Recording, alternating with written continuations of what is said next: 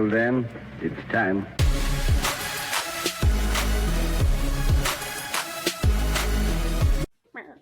You're a Black business owner. You're posting consistently. You're seeing all of your other ones, all your other friends and everybody. Guess what's happening? The algorithm loves them. Their posts are hitting off. Yours aren't. You're frustrated. You don't know what's going on. And you're always questioning yourself, like, do I need to be more controversial? Is my message weak? I know I go through that. Kristina, I know you go through that. And we talk all the time on that. And that's what we're going to discuss a little more today. And I really want to hit upon what your idea and your angle of this is. And that is, with the world being so chaotic, it's starting to force some clarity of what's going on. So with that, what is happening right now? What are those feelings that people are feeling? Yeah, I'm seeing this across the board with not only business owners that I work with that are people of color, but also just creators in general, right? Like you said, the world is fucked up right now. It's so intense. And what I'm noticing is that people are getting a lot more bold. People are getting a lot more loud, right? People are getting a lot more controversial. I actually wrote this down when we were doing the notes, and I was like, it's giving 2020. I remember in 2020, obviously social media was at a height because everybody was home, right? And so you were seeing a lot of people be more outspoken during that time, talk about what's going on. It was just a lot more direct. And I feel like over the last few years, wow, it's been 6 years. That's crazy. We've really dialed that back. But now with everything that's going on in the world, people are getting a lot more loud and really bold and just really putting their message out there. And so I am seeing a lot of creators that are doing that. I have a client who, oh my gosh, her message is so big and bold and loud, and it was received so well, and it's continuously being received well because she's being like really fucking direct, like calling shit out. And so, I'm seeing a lot of people do it, but what I want to see more of is more of us doing it, including myself. I'm going through it too, where I'm like, I gotta be a lot more bold, because if you know me, I'm bold, right? And so I think that's what we're all dealing with right now. I agree. I think it's like we've gotten to the point since COVID, right? Yeah. There was noise before, but since COVID, everyone wanted to do it themselves, and then we kind of died out. And now we got this whole AI thing going on where like everyone's message kind of looks and feels the same across the board, right? Thank you, AI. A lot of people's posts and all those, like the videos and everything's very much the same, right? I know with Brie, and she's trying to get me out of my comfort zone, but a lot of it is everyone's doing the same type of material over and over again to appease the algorithm. Yep. And it's very interesting because the algorithm cares, but when we actually speak to people, the only reason they come out to us is because they heard us or they saw us, but not because we did it some fancy way, but because of our voice. And and I really truly believe that's where consumers and clients are in general, is like they just want to know who you are, you're real, and call out the bullshit that's out there. And I think there's no better way to do it than being loud, right? Bold. Now, that doesn't mean you have to, fucking cuss everyone out or call out all the bullshit, but you need to be able to do the truthful things that are behind you. Yeah. For sure. And I think, like, to your point about appeasing the algo, I actually think that the boldness is appeasing the algo. So that's like really interesting too. Like, if you are finding yourself, again, me included, where you're like doing stuff that you did before and it might have worked before, but now you're like, man, like even myself, I'm like, wow, my metrics are really low for me right now. Like, this is really interesting. The algo's not even picking that shit up. It's not even really picking that up at this point. And so I do think from a strategic standpoint too, your best bet is being different and being more loud and just really clear on like what it is you want to say. Because like you just said, like your audience is going to hear that. And then, it's a ripple effect. If your audience is engaging, actually the algo is going to, right? It's strategy as well. So, yeah. And let's be real. Who gets hurt if you don't change? Right? It's you for the most part. Your business me right now. Your business gets hurt, right? You're not attracting the right people. Your business isn't growing, whatever business it is. Now, in my business, who also gets hurt is people who actually need services, right? Who need to get out of their situation and get ahead, or business owners that want to take the next step in growth. For your business, it's they're not able to be seen and have someone helping them with strategy and guide them through all the things. Like, so when you're listening to this, you got to understand that like you are hurting yourself, but in turn you're hurting your clients if you're not going to be stepping up and being bold, specifically in 2026. Yeah. So I mean, your I message stays stop. sorry, cut That one that. up. So if your message stays soft, what does it cost in terms of money and confidence? It's what you need to ask yourself. All right. That's actually a Now, really good point. The confidence piece, especially. absolutely. Now, my favorite, I guess, segment that we have is always the noise versus the truth, right? Like what's going on? What are people saying? What have we heard? Yeah. So some truths, and I'm going to go through a list, and I want you to tell me if they are wrong, right, or indifferent, and then we'll go through some of the wrong stuff. I feel And like make I'm on sure a you're game bold, show. right? Yeah, I feel like I'm on a game show. Right? Your What's the voice premise? matters, but only if it's clear. True. Your audience is listening, but they move when you're saying the right shit in the right manner. True. And neutral isn't safe. Neutral is invisible. Yeah. Yeah. Yeah. I'm seeing a lot of people do that too. It's like a split, right? I'm seeing people get more bold with what they're saying, but then I also see people, including me, who's like, it's okay, I'm getting out of that comfort zone myself. But right, where we're like, right, but like you just neutral just keeps us invisible. Here's one. Yeah. This is true but misunderstood, and this will be interesting to see your response to this one. The quote is, "The algorithm hates me." Is it the issue really because it's not landing, the message isn't landing, or does the algorithm really hate you? God. Okay, that's like really loaded. Shit. Okay. So the algo doesn't hate you, but sometimes we can fuck up our algorithm. As we know, we have a client who's done it, right? Like you can fuck up your algo sometimes. So, yes, from a certain standpoint, you could be having some like issues within your algo that are, glitches, things like that are beyond your control. However, if you just get clear on that messaging, right, you can fight that. You can totally fight that. And I think that piece is the biggest thing. It's like, no, it doesn't hate you, but you really do have to ask yourself, like, what is my message even saying? And you need to take in the landscape of our world right now. I'm not sitting here saying that everybody needs to go out there being political and talking their shit. That's not what I'm saying. But there is something human about what's going on right now and what we're all dealing with. And you do need to tie that back to a degree. And like with my client that just went viral as hell for her very bold, strong message, it really did speak to like what's going on today. And it wasn't about politics, it was about people's view, like your typical white girl. Like that's what it was about, right? But you have tons of white girls in the comments being like, hell yeah, I agree, right? Because the message was just so clear and freaking strong. And like, I'm gonna tell you right now, they weren't posting shit for like a year. And then we only posted maybe 10 times before we posted that video and it went viral, right? So the algo doesn't hate you. That is my point, right? You might have some Yeah. issues, but you can pick it back up. Yeah. Here are some that are wrong and potentially dangerous. And you alluded to this first one, and that's chasing controversy for attention. Now, the difference in that sentence is for attention.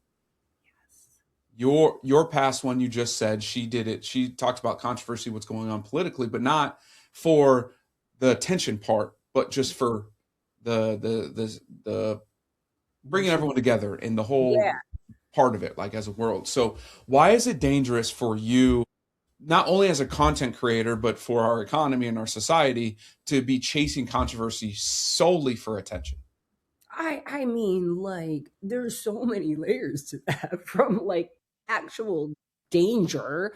Like the internet is fucking wild and people Yeah. are crazy, right? So if you're rage baiting people on this shit, like I see that so much too, where I'm like, this can't be fucking real. Like you really feel like this can't be real. So like, like that's dangerous right there. And then morally, right? At the end of the day, especially if you're a business owner, right? We're talking about business owners specifically. Mhm. If you're saying like one thing over here, but then when a client comes in and works with you and it's a whole other thing, right? You're giving false pretenses in the beginning right there, right? You're putting yourself out there as this person, but then they're coming in and they're getting this person. Like, that's not, like, you can't keep clients that way. Like, to me, that's false advertising, right? And so that's why I think it's so important for you to put your, like, and I know it's so cliche, like your authentic self, but it's true, because when somebody comes into your business container, they're gonna fucking figure it out one way or another. Like, I think right there, from like just from a business stance, that would be really dangerous to your reputation at the end of the day. And you're not going to sustain like that at all. I was having that conversation about a business owner recently. It's an important one, right? Because it's not you. It's not being authentic, right? And that goes into the last point of like copying hot takes that don't match your values or your life lived experiences either, right?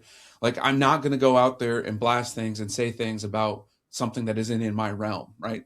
It's Black History Month. There is no way in hell any of these white creators should be saying anything about the experiences they've lived within our Black history. Like, you shouldn't cross that, no matter what. If we're talking about MLK, no matter, Malcolm X, none of the things you should have ability or say to, because you don't live those experiences. However, Okay. they'll be out there. It'll happen, and it's going to get attention, and I'm going to see it, be pissed, because I'm putting out information that helps people, and these people are getting eyes. But that, to me, even causes more divide and is more dangerous for our society, because you are using someone else's experience or life to the benefit for you, solely for you to look good or to get more business or whatever it is. And to me, that's bullshit. And you shouldn't do that. And if you do that, you should be punched in the face. No, Just my and opinion. you see a lot of, like, I think that's what pisses me off so much about like the creators and stuff out here, because they do that.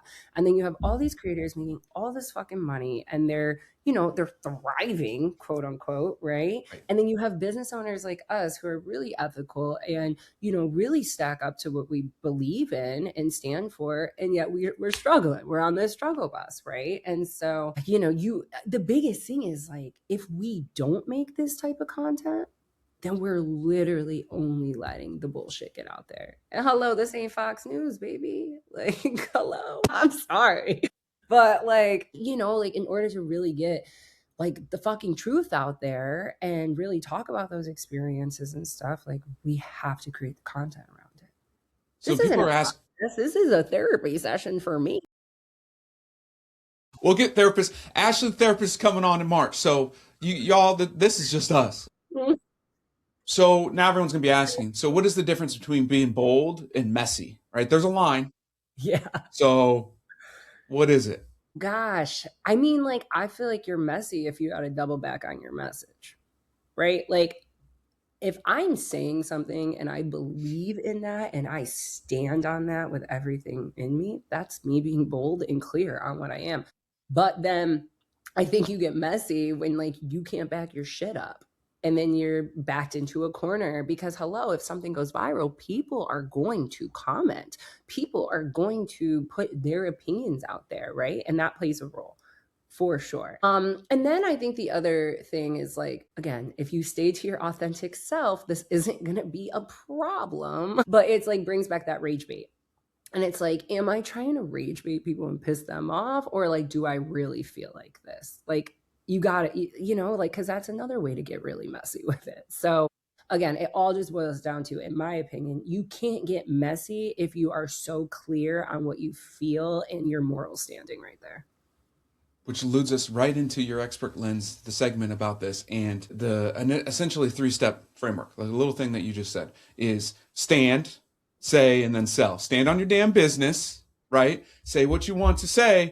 Say it in plain English the right way so people can hear it and understand it, and then sell your services, your offer, your product, or whatever the hell it is. That is the framework that you have laid out for people. And I think it's vitally important for everyone to understand. Black folk, you'll understand this. Stand on business, Yeah. right? Business. Yeah. Say it in a way that more people can hear it, and then sell. I mean, that's the easy part. Now, I'm not a huge proponent of the sell piece, like the word sell, but it just makes sense when you're using S's. but it also just makes sense. Like you are I'm selling a service, right? I mean, technically us talking right now is we're selling our service. We still want clients. It's not like Yeah, we're not doing that. So I love that you laid that out. Laid that I out there. thought I didn't have a framework. I can work off that shit. Wait a Right? second. Yeah, that was like really good. Um, Stand, sell. I like so that. top 3 mistakes laid out that will weaken your messaging and your growth overall. Trying to be liked by everybody. What do you have to say about that? I mean, that right there, your message will never get clear. You'll have so much fluff within your message if you're going to be tried to liked by everybody. Simple as that. This Your next message one. won't be clear. What about talking in circles like our damn president? How does that weaken your message? This is something I actually even struggle with. So because it, again, unclear. I learned this I went to school for journalism. So my bachelor's degree is in journalism. And we were always told, like, you need to be able to write in a way that like an 8-year-old could understand what you're saying. Right. And that's really important. And with that being said, it's because you got to cut to the chase. You got to get right in there. Plus, who the fuck has attention spans anymore? Right. So social media as a whole. But yeah, again, everything unclear. And this one I just kind of alluded to as well is, and I'm guilty of this, have done it for a while, is separating my content from my sales content as well. And not having those integrated all. Because if you're just providing content and no one knows how the hell to hire you or do whatever, the hell are you doing? Right? Like that's what pays the bills and you have to integrate those. So that message definitely gets weakened if you separate too much. Yeah, I agree. And like, as much as like I don't love the sell thing either, but like I don't know. In 2026, at least for me, I'm like, fuck y'all, I'm selling. Like that's really what I meant. Like we gotta it goes back to that being bold. You know what? This is a mistake that I would say that Black business owners, as well as just people in general, we don't fucking ask. We don't ask. We don't ask. I struggle with this big time. It's like, yeah, at the end of the day, we have businesses. We got to make money. We got to ask for that sale, right? And so, yes, I agree with you, not separating it, because like at the end of the day, like this stuff we're saying is what's going to hook somebody in at the end of the day. But if we don't sell, then they're not we're just another creator out there. That come on. Right? That's where I stand. Our next segment is more about the client story. You had brought up a client Yeah. a couple segments ago, obviously. Can you give us a little more background of them a little bit? Well, obviously, they hadn't posted for a while. You had said that, but walk us through that and then kind of walk us through what that post was and specifically what it was about. And then we can allude to kind of what happened, since then, since it's been posted. Yeah, it's been really fun. I had a meeting with them yesterday and I was like, are you guys as excited as I am? Because this is awesome. So yeah, they honestly didn't really do much posting over the past 2 years. And now with that being said, they had a pretty like decent base of content, right? Because they had been posting consistently prior to that, but then they pretty much stalled out. And so what we did is we essentially came in, we did a whole entire shoot, a content shoot. So we did photos and a shit ton of videos. It was a 3-day shoot. It was great. And in that, we got all the content that we started working with. So our team started pumping out stuff for them in December, and their business owner, so they are a Pilates school. And I say that very, like, they are a school. This shit is no joke. And Ray is the owner, and she is just this powerhouse Black woman. I mean, a force to be reckoned with. Like this woman is just, I love her. And like just the way she speaks, even when you're face to face with her, right? And so I had so many good conversations with her. I was like, we got to make sure we get this shit on camera. Like I need to see this on camera. And literally when I got face to face in her living room eating Cajun food, I got right on camera and like right there, the authenticity. And so what's really nice about their studio and their school is they're like literally open to all. You have people of all different shapes, sizes, colors, genders. I mean, everything walking in that place. And that's what makes them so special, because the typical Pilates studio that you think of that skinny little white girl in her 2-piece XYZ. And don't get it twisted, they got skinny little white girls in their two pieces at their studio as well.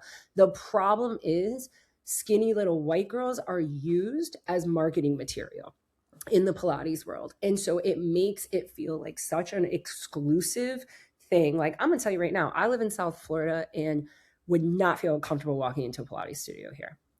I went to San Francisco. I did 3 classes while I was with them, and I felt so like welcome and taken care of. And it wasn't, that was the first time I ever met them. It had nothing to do with them being my client. You know what I mean? So feeling that energy was like, whoa, this is so different. And so, yeah, you usually see people marketing that to that demo or to that physical style. And like, so many people do Pilates that don't fit that like narrative and that mold at all.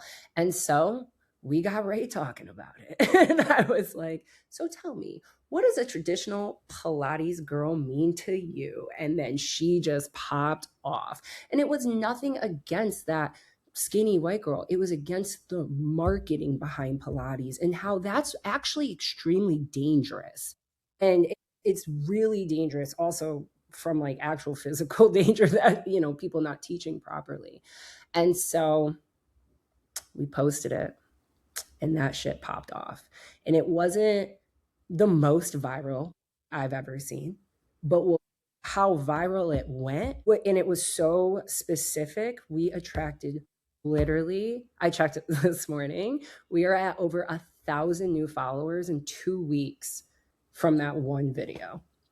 And it's all like ideal market. I've been clocking it, okay? Like I see, and it's all people who are very heavily into this industry or, you know, work out with a Pilates XYZ. The comment section was just insane in such a positive way. You only had 2 white girls say some slick shit. No offense, I'm half white, guys. Like, You're going to have them. That means it's going to happen. That's just what's going to happen. And so just again, not only from the growth, right? Growth is cool, right? Getting that many followers is great.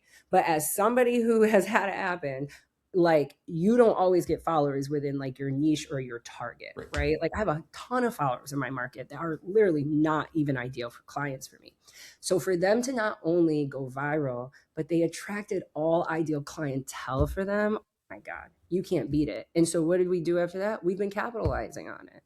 We're like, people want to see Ray. We have tons of content. So we're posting her. And every single time we're getting another one, we got an additional 250 off of like within like literally 4 days. So, and it's all because of message. Is that on IG? Yeah. What's her handle so everyone can like go and look and see what was done before to now? You remember?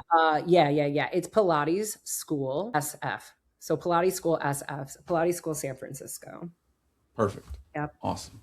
Yeah, I pinned it at the top too. And I mean, even like telling them yesterday, I'm like, you guys realize like how many new followers? And what's great for them is that they have an online school. So we attracted followers from all over the world. Like we had people in Hong Kong asking if they could share to their socials, and I gave them the green light. I was on a call with my mentor who is located in Canada, and I was telling her about the post. Her Pilates teacher followed, liked, and commented in Canada. I mean, we got global reach on this thing. And so that's another thing, like everybody could literally funnel into the online school. And we weren't selling in that post, but honestly, we were, because we were selling what our school represented for the Pilates girl, right? So it wasn't like a direct sell, but ultimately it did sell them. So basically, I'm so proud of that. Your audience isn't ignoring you. No. They're just waiting for you to actually show up for them. That's a good story. Right?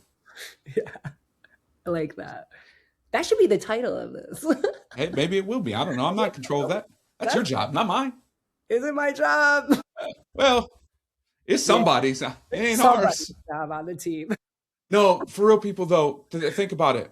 Being quiet is expensive. Yeah. Right? Being bold and putting yourself out there with your own voice and what you truly care about means more to a lot more people than you ever think of. Yeah. Right? And I don't give a shit. Everyone's going to talk shit. Those 2 white ladies on those posts, right? My other clients who get hate all the time for things. I get hate all the time. It's going to happen. You're not doing it for them. You're not even doing it for the positive comments. You're doing it because it's you, it's what you believe in, and that's all that matters. So don't be afraid to do it, especially right now. Just get out there, do a bold post, get out there and create some stuff for you.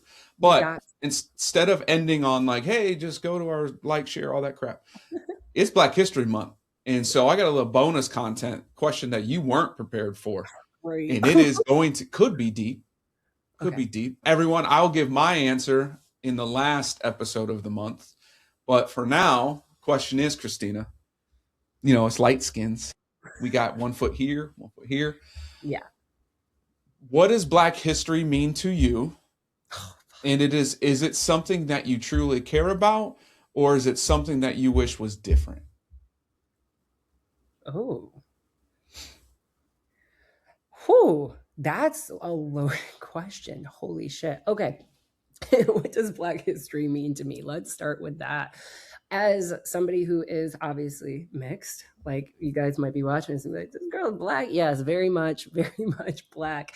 I feel more connected to my Black roots than my white side.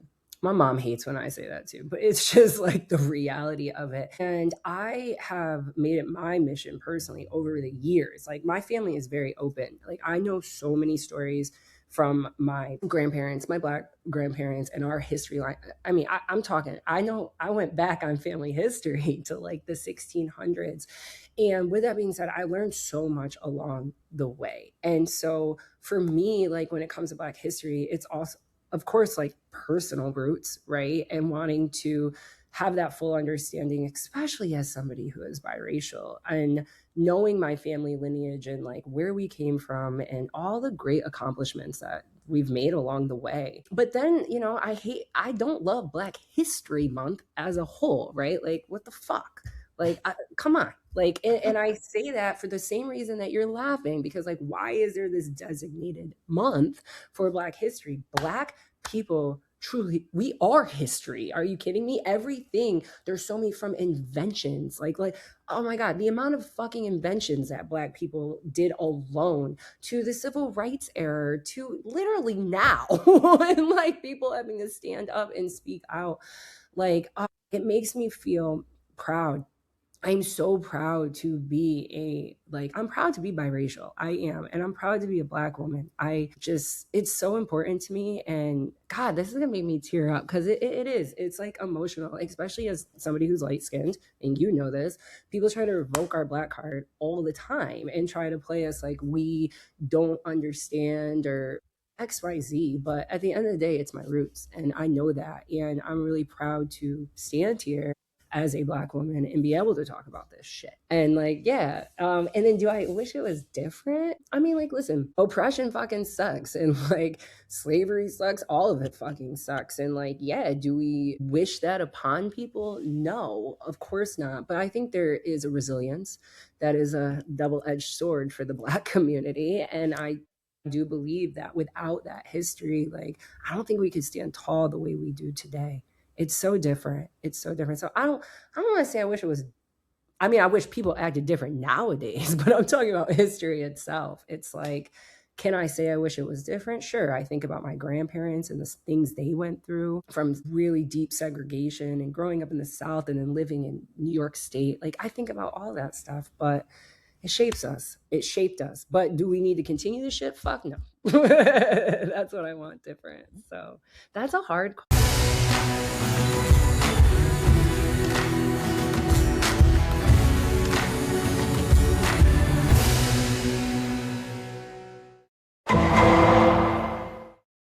The preceding program was sponsored by Black Mammoth. Any awards, rankings, or recognition by unaffiliated third parties or publications are in no way indicative of the advisor's future performance or any individual client's investment success. No award, ranking, or recognition should be construed as a current or past endorsement of Black Mammoth. Information regarding specific awards, rankings, or recognitions is available on the Black Mammoth website, www.blackmammoth.com. All investment strategies have the potential for profit or loss. Investment strategies such as asset allocation, diversification, or rebalancing do not assure or guarantee better performance and cannot eliminate the risk of investment losses. There are no guarantees that a portfolio employing these or any other strategy will outperform a portfolio that does not engage in such strategies. This broadcast should not be construed by any client or prospective client as a solicitation to effect or attempt to effect transactions and securities or the rendering of personalized investment advice due to various factors including changing market conditions. The information discussed in this broadcast may no longer be reflective of current positions or recommendations. While information presented is believed to be factual and up-to-date, Black Mammoth do not guarantee its accuracy, and it should not be regarded as a complete analysis of the subjects discussed. The tax and estate planning information discussed is general in nature and is provided for informational purposes only and should not be construed as legal or tax advice. Listeners should consult an attorney or tax professional regarding their specific legal or tax situation. Past performance is not indicative of future results.